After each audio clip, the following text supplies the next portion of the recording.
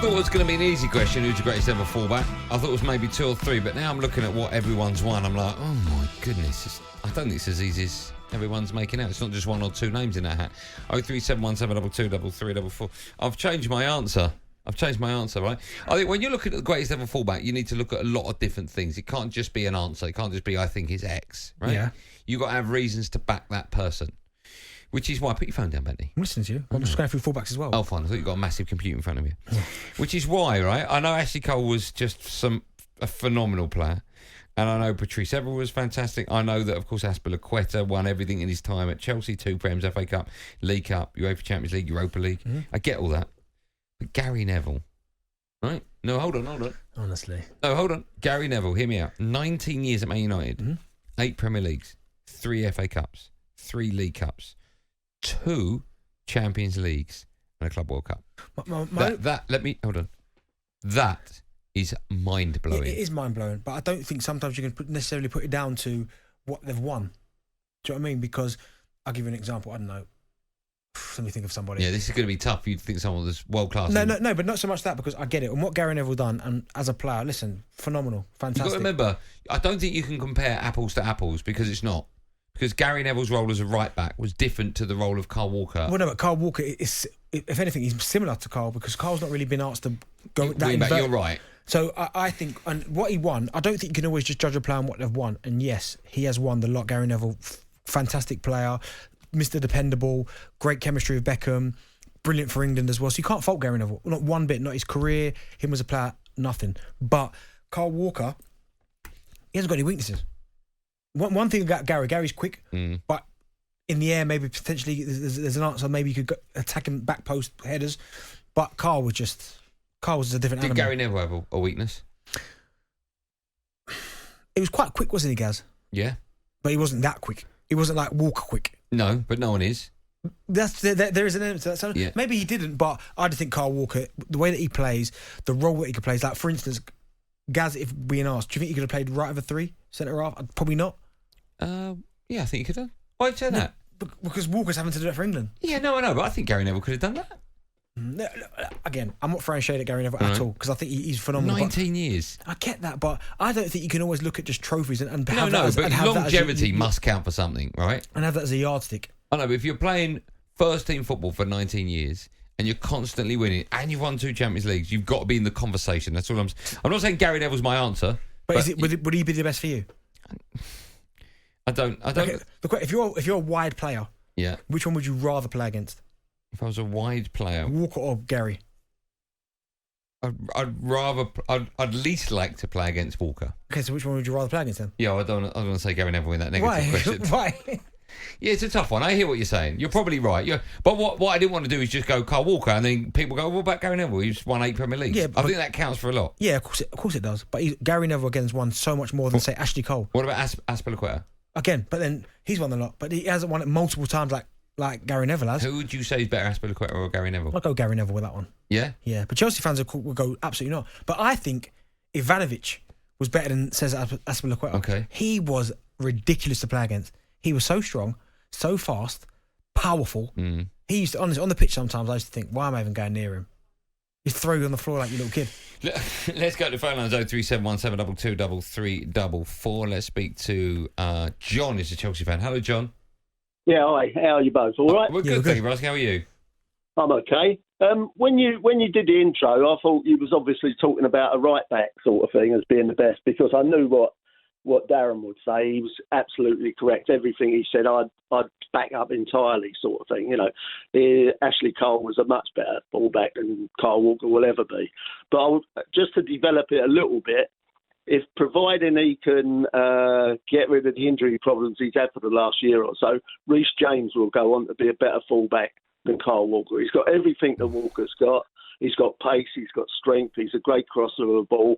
He's already scored more goals than Walker, and he's 10 years younger than him. So, do you know what it is, John? Do you know what it is? He's 10 years younger. I think it's the durability. I think for a season upon season, I think you can always count on Carl Walker to pretty much play most games, you'd say. With Reece James, I think all the quality. I love him on the ball. I think he can create. As you said, he can score. He's Chelsea's captain. He's just not durable enough. And for whatever reason that is, I don't know. But you just can't keep him on the pitch. Well, yeah, I mean, that we'll find out whether that will continue. Well, he's only 23 at the moment. He may go on to have a great, next 10 years. I hope so. Mean, in terms of ability, he can do everything that Kyle Walker does. How important do you think he is to Chelsea's success that he stays fit, John? Absolutely important. When we had him playing regularly, we didn't have any trouble. We were getting towards the top of the league, winning things, all that. Since he got injured and Chilwell got injured, they're both integral to our success, and we don't have anyone to replace them. Thanks, John. I mean, it's a big ask, a big shout to say just yet. I think he's a fantastic player, but he's got to stay injury free. Yeah, he is. And if he does stay injury free, who knows just how great a player he is? But we've already seen the brilliance in him. There's no doubt about that. Strong, quick, powerful, can defend 1v1. Yeah. Do you know what it is? I remember watching one game Chelsea played Spurs, and I've never seen it before. Where was Tuchel the manager? I can't remember who the manager was, or was it Potter? But Son was playing for Spurs, of course. And Reece James just followed him everywhere, and to the point where they had to take him off. It might have been the game where they maybe had that little bust up, maybe. Yeah. And then the Spurs had to take him off. Son could not get away from Reece James, and he followed him absolutely everywhere. So he's disciplined. Yeah, it's a fantastic player. Me earlier on talking about Gary Neville, someone's tweeted in saying, Andy, your bicycles Man United is so boring. I'm just joking, but I'm just highlighting the point that I want to know what makes the answer correct. So the fact that Gary Neville had longevity, won everything in the game, won the Champions League twice, that must count for something. I'm not saying he's the best, but that must count for something. But on the back of that, Dom has tweeted in saying, Goldstein, by your logic, Scott Carson is in with a shout for the greatest Premier League goalkeeper of all time. He's won the lot. He has won the lot, yeah. But obviously he's not. Who thinks better on the ball? Gary Neville? Hold on, when you medically get Scott Carson for the show? Yeah, but when we can sort out what day? Well, just whenever day he can come in. Okay, I don't know if he's going to come in. All right, be on the phone then. All right. Tomorrow? Shall I phone him in a minute? Yeah. What were you going to say? Yeah. Do you know him that well? Yeah. Well, get him on the show tomorrow. Perfect day for England, right? England-Scotland. I'm going to fire a message now. All right, fire a message now. But while we're doing that, while waiting to hear what you've got to say, have a listen to this. England-Newcastle right-back Kieran Trippier just spoke moments ago. He was talking about the competition for places he's got with Kyle Walker. Have a listen. Me and Walks have a great relationship, and Trent, Reece, and there's a lot of other young right-backs coming through. Me and Walks have known each other since the under-19 Euros when we went to Ukraine together. We played at Tottenham together, we played at England together, but the good thing about it is we're probably the closest, in the group. We've known each other a long time, so there's never any bitterness or anything like this. It's all supportive. If I'm playing, he's playing. We're always helping each other. We're always pushing each other on, and this is a competition that you want, to better yourself. But yeah, there's never any negativity. It's always positive. That's all. I mean, he's going to say that, right? But I imagine competition for places is a good thing if you're the favourite. In that position, it's absolutely bonkers. But it's not at centre half. No, because there's a few. I mean, there's a lot of good ones. It out doesn't there. matter how good you are. It's always going to be two, isn't it? Stones and Maguire. Competition's irrelevant at centre half. No, I think eventually it'll change. But when you look at what they've had to deal with, Walker, Trent, Walker, James, Trippier, 4. It's like bonkers. Who's top of your list for that? Walker. And then put them in order. My personal would be and everyone's fully fit. Yeah, obviously. No, one of them's got a broken leg. Walker. Yeah. James. Right. Trent. Yeah. Trippier.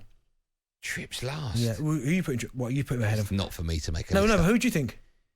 I don't know. I think with Trips you got set pieces as well. Reece James can do that. Trent can do that. Oh yeah, that's complete nonsense. What I said. Simon's up next. Hi, Simon. Hi guys, great show as always. Thank you, man. I definitely think there's a massive argument, isn't there, to say how, about Kyle Walker now being top fullback. I mean, he's phenomenal. But for me, it was Dennis Irwin. Now, Dennis Irwin signed for United before the Premier League, and he came in as a right back. And then I think we signed Parker at the start of the Premier League era. He went to left back. He won the double twice with United.